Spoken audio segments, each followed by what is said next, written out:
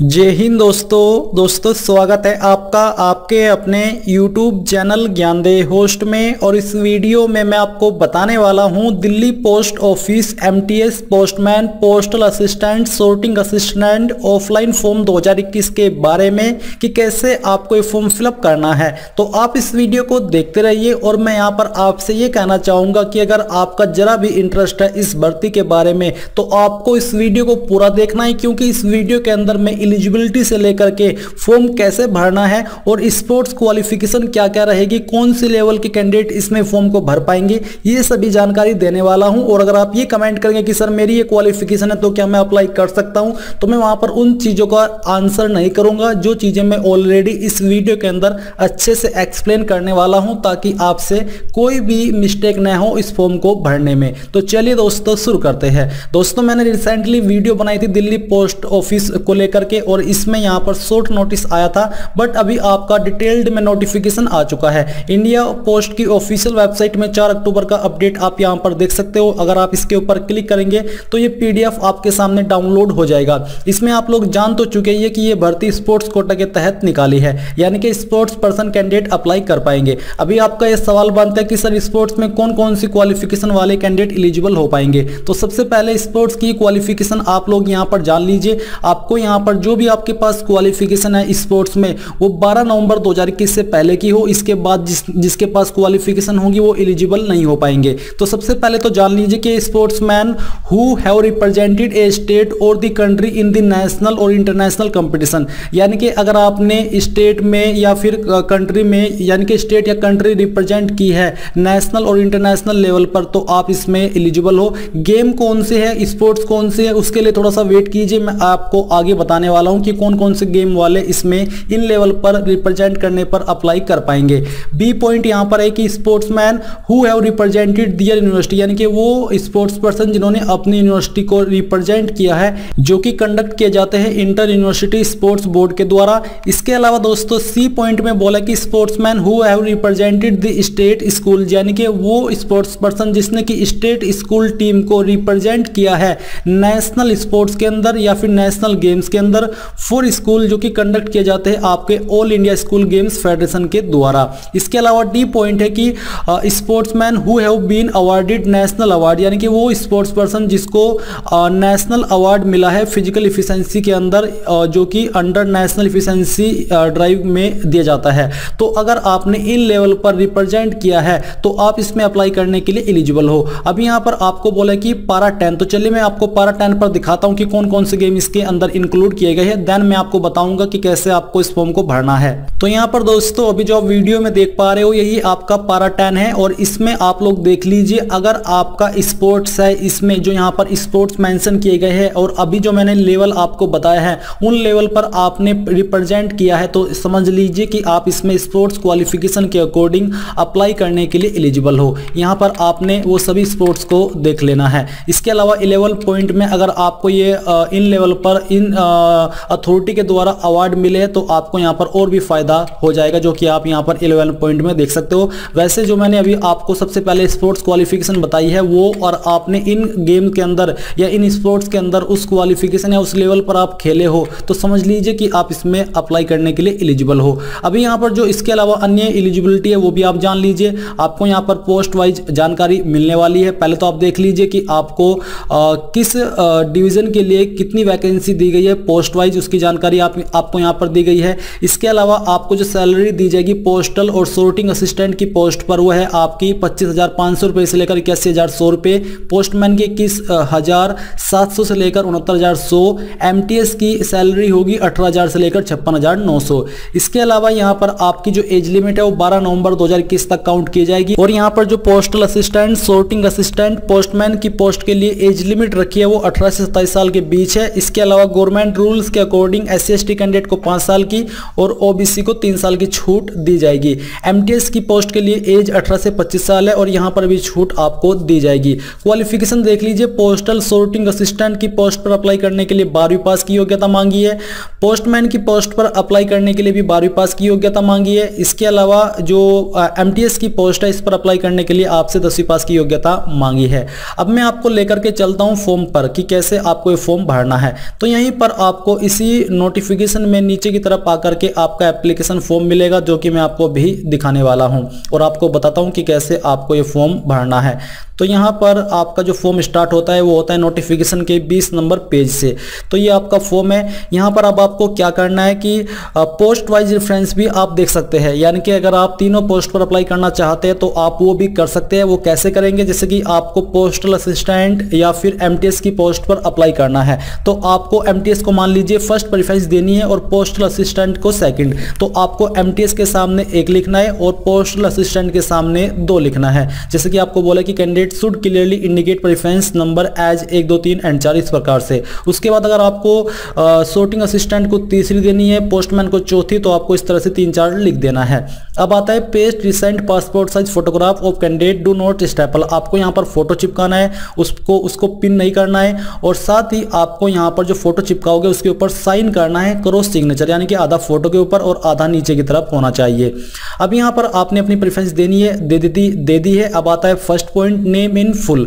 तो आपको अपना 10th की मार्कशीट के अनुसार पूरा नाम अंग्रेजी के बड़े अक्षरों के अंदर लिखना है। जेंडर आपको बताना है मेल हो या फिर फीमेल हो। फादर हस्बैंड नेम, शादी हो चुकी है तो पति का नाम देना होगा, नहीं तो आपको अपने पिताजी का नाम यहाँ पर एंटर करना है। नेशनलिटी में आपको INDIAN यानी कि इंडियन लिखना है। इसके बाद यहाँ पर है परमानेंट एड्रेस, तो जो भी आपका परमानेंट एड्रेस यानी कि स्थायी पता है वो आपको लिख देना है।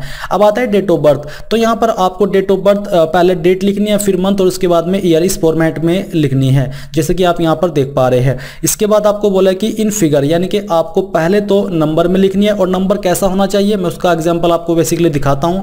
आपको इस तरह से लिखनी है 02 05 और 97, यानी कि बाद के 2 वर्ड लिखने हैं, आपको पूरा ईयर नहीं लिखना है। इस तरह से इस तरह से आपको अपनी डेट ऑफ बर्थ यहाँ पर लिख देनी है और इसके बाद आपको वर्ड्स के अंदर भी लिखनी है, जैसे कि आपको दिया कि एज रिकॉर्डेड इन मैट्रिकुलेशन या फिर जो क्यूमुलेटिव रिकॉर्ड है उसके अंदर, तो आपको पहले तो इस तरह से लिखनी है और एंड लिख करके आपको आपकी डेट ऑफ बर्थ वर्ड्स में जैसे कि 02 05 97 इस तरह से लिख देनी है। साथ ही साथ आपको आपकी जो यहाँ पर फोटोकॉपी है प्रूफ की डेट ऑफ बर्थ, उसकी फोटोकॉपी इस फॉर्म के साथ अटैच करनी है। जहां पर अगर आपके पास जन्म प्रमाण पत्र है वो यूज कर सकते हैं, नहीं तो 10th की मार्कशीट इसके साथ अटैच कर दीजिएगा, कोई प्रॉब्लम नहीं होगी। अब आपकी उम्र 12 नवंबर 2021 तक कितने साल कितने महीने कितने दिन की होती है ये आपको कैलकुलेट करके लिख देना है। जितनी उम्र भी आपकी निकल के आती है एज कैलकुलेटर का इस्तेमाल कर लीजिएगा, आपकी एज आ जाएगी। फिर यहाँ पर है वेदर सीकिंग आईसीयू के अंदर जो छूट मिलती है क्या आप वो चाह रहे हैं। अगर आपकी एज क्रॉस हो चुकी है और आप SC ST OBC कैंडिडेट है तो तभी यहाँ पर यस करें। अगर आपकी एज अभी क्रॉस नहीं हुई है लिमिट को तो फिर आप यहाँ पर नो लिख दीजिए। 7 पॉइंट है प्रेजेंट एड्रेस, तो जो भी आपका प्रेजेंट यानी कि फिलहाल का एड्रेस है वो यहाँ पर आपको लिख देना है। 8 पॉइंट में आपको आधार नंबर देना है। 9 में आपको अपना मोबाइल नंबर लिखना है। 10 में आपको अपनी ईमेल आईडी देनी है। अगर आप SC ST OBC EWS है तो आपको यहाँ पर अपनी कैटेगरी लिख देनी है और साथ इसका फोटोकॉपी आपके सर्टिफिकेट का इस फॉर्म के साथ अटैच करना होगा। फिर आता है आपकी क्वालिफिकेशन, तो सबसे पहले मैट्रिकुलेशन के सामने आपको ये लिखना है कि कौन से ईयर के अंदर आपने 10वीं पास की है, फिर आपको कितने नंबर आए थे वो यहाँ पर आपको मार्क्स ऑब्टेन्ड के अंदर लिखना है और यहाँ पर परसेंटेज आपकी कितनी थी वो आपको यहाँ पर लिख देना है। Name of the board university, किस बोर्ड के द्वारा आपने 10वीं पास की थी वो बोर्ड का नाम आपको देना होगा। सेम वे में आपको 12वीं की जानकारी देनी है, यानी कि पासिंग ईयर कितने नंबर आए थे वो परसेंटेज भी आपको लिखनी है। जो कितने नंबर आए थे वो आप कैसे लिखेंगे वो आप यहाँ पर देख लीजिए। जैसे कि मैं यूपी बोर्ड से हूं और 10th में मुझे 580 आए थे 600 में, तो मैं 580 पहले लिखूंगा और फिर 600 लिखूंगा। इस प्रकार से आपको यहां पर नंबर लिखने हैं। फिर आपको बोर्ड का नाम देना है। स्पोर्ट्स क्वालिफिकेशन, तो जो आपकी स्पोर्ट्स क्वालिफिकेशन आपको बोला कि अटैच सेल्फ अटेस्टेड कॉपीज, यानी कि जो आपके पास सर्टिफिकेट है उसकी फोटोकॉपी आपको इस फॉर्म के साथ अटैच कर देनी है और यहां पर आपकी जो जगह दी जा रही है आपको किस अथॉरिटी के द्वारा वो मिली है उसका नाम आप दे दीजिए। यहां पर आपको बेसिकली अथॉरिटी का नाम नहीं देना है, आपको यहां पर जो आपका सेल्फ अटेस्टेड कॉपीज है वो उसके सामने यस लिख देना है। कि हाँ मैं स्पोर्ट्स क्वालिफिकेशन सर्टिफिकेट दे रहा हूँ। इसके बाद whether studied Hindi as a subject up to matriculation, क्या आपने हिंदी वन ऑफ सब्जेक्ट 10वीं तक पढ़ी है, तो आपको यस नो में बताना है। क्या आपके पास कंप्यूटर का ट्रेनिंग सर्टिफिकेट है, अगर आपके पास नहीं है और आपने 10वीं के अंदर वन ऑफ सब्जेक्ट कंप्यूटर पढ़ा है या 12वीं के अंदर पढ़ा है, तो तब भी आप यहाँ पर यस कर सकते हैं। सॉरी, यस नहीं करेंगे आप, यहाँ पर नो ही करेंगे, यस आप नीचे करेंगे, क्योंकि जिसके बारे में मैंने अभी आपको जानकारी दी है ये आपका 13.2 के अंदर है। अगर आपने 10वीं या फिर कोई हायर 12वीं या कोई हायर क्वालिफिकेशन के अंदर कंप्यूटर सब्जेक्ट एज सब्जेक्ट के रूप में पढ़ा है तो आप यहाँ पर यस लिख दीजिएगा।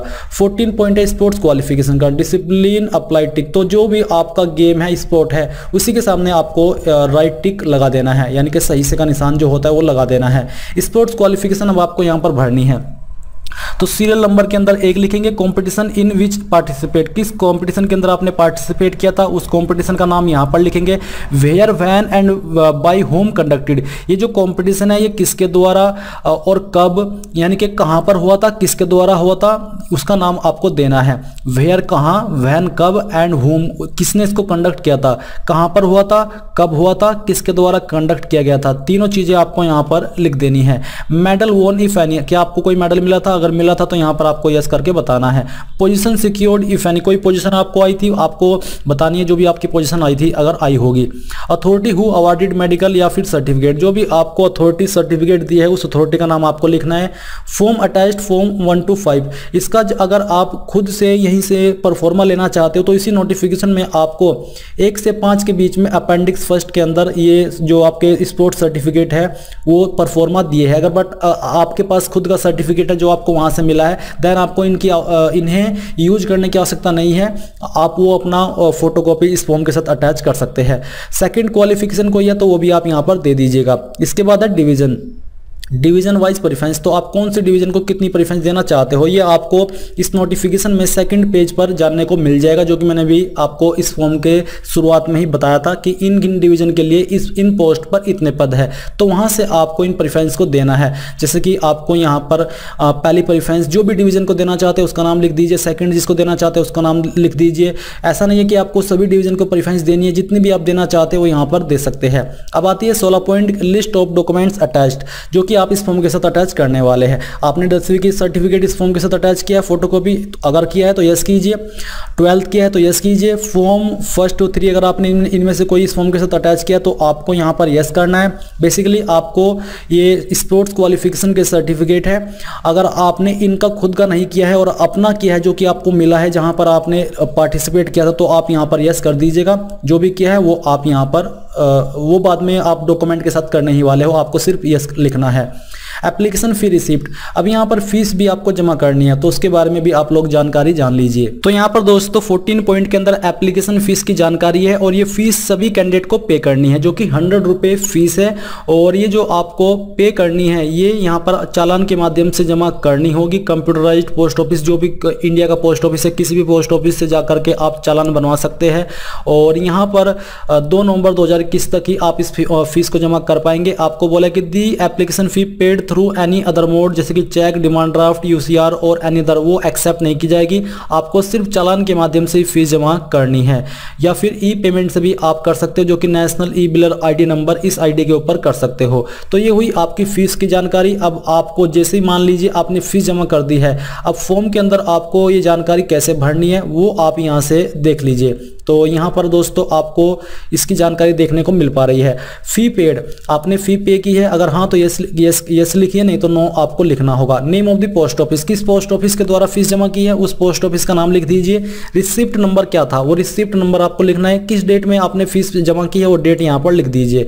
पेस्ट ओरिजिनल रिसिप्ट हियर, जो आपको वहां से फीस जमा करने के बाद रिसिप्ट मिली होगी, वो रिसिप्ट यहीं पर ओरिजिनल वाली आपको चिपका देनी है। ये डिक्लेरेशन है, यहाँ पर आपको अपना नाम लिखना है और नीचे आकर के उस जगह का नाम लिखना है जहां से आप इस फॉर्म को भर रहे हैं। डेट लिखनी है, यहाँ पर अपने सिग्नेचर करने हैं। Declaration number 2 mandatory only for, यानी कि अगर आप SC ST OBC EWS candidate है तो आपको ये यहाँ पर इस फॉर्म के साथ अटैच करना होगा। यहाँ पर आपको अपना नाम लिखना है, बट तभी लिखना है जब आप SC ST OBC EWS candidate हो। पहले इस लिख दीजिए, डेट लिख दीजिए, यहाँ पर अपना सिग्नेचर कर दीजिए और नीचे आकर के आपको यहाँ पर ये आपका फॉर्म अंडरटेकिंग है, जहाँ पर आपको डेट लिखनी है, सिग्नेचर करने हैं, पहले इस लिखना है, यहाँ पर आपको अपना नेम नीचे की तरफ लिख देना है। ये आपकी यहाँ पर दोस्तों जो फीस का जो ड्राफ्ट है वो भी आपको दिया जा रहा है कि इसके माध्यम से भी आप ई पेमेंट कर सकते हो, जो कि यहाँ पर आपको स्लिप दी जा रही है। तो ये तो आपकी इसकी जानकारी हुई। अब बात करते हैं कि कैसे आपको ये फॉर्म कहाँ पर सेंड करना है। तो यहाँ पर दोस्तों 19 पॉइंट के अंदर आप लोग देख सकते हैं कि आपको अपना फॉर्म कंप्लीट वे में फिल करके, जैसे कि मैंने आपको बताया है, सभी डॉक्यूमेंट इस फॉर्म के साथ अटैच करके इस एड्रेस के ऊपर सेंड करने, जो कि असिस्टेंट डायरेक्टर R&D, ये आपका पूरा एड्रेस है। इस एड्रेस के ऊपर आपको सेंड करना होगा। सेंड करने का तरीका आपका स्पीड पोस्ट या फिर रजिस्टर्ड पोस्ट हो, यानी कि इनमें से किसी भी पोस्ट के माध्यम से आप आपका फॉर्म सेंड कर सकते हैं 12 नवंबर 2021 से पहले। इसके अलावा आपको बोला कि जो एप्लीकेशन का आपका लिफाफा है, कवर है, उसके ऊपर आपको लिखना है कि application for the post of, यानी कि अंग्रेजी के बड़े अक्षरों के अंदर इस प्रकार से लिखना है और फिर नीचे पोस्ट अप्लाइड फॉर लिख करके उस पोस्ट का नाम देना है जिस पोस्ट पर आपने अप्लाई किया है। स्पोर्ट्स डिसिप्लिन लिख करके उस डिसिप्लिन का नाम देना है जिस डिसिप्लिन में आपने अप्लाई किया है। Candidate should ensure that the application fee must be submitted, यानी कि आपकी फीस 2 नवंबर 2021 से पहले जमा हो जानी चाहिए। Application with prescribed fee received must reach to the office, यानी कि आपका फॉर्म 12 नवंबर 2021 से पहले पहुंच जाना चाहिए। तो ये था आपका पूरा प्रोसेस इस फॉर्म को भरने का। आई होप आपको जानकारी पसंद आई होगी। अगर आई है तो आप इस वीडियो को लाइक, शेयर और आपके अपने यूट्यूब चैनल ज्ञानदेह होस्ट को सब्सक्राइब करके बेल आइकन को ऑन कर ले। Thanks for watching. मिलते हैं अगली वीडियो में। जय हिंद।